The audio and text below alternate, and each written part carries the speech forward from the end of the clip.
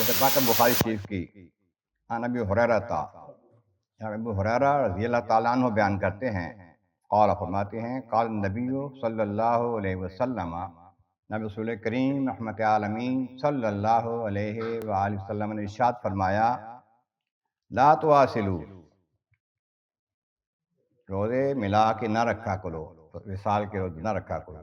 قالوا انک تواصل، صحابہ کہنے لگے حضور آپ تو ایسا کرتے ہیں، روزے ملا کے رکھتے ہیں۔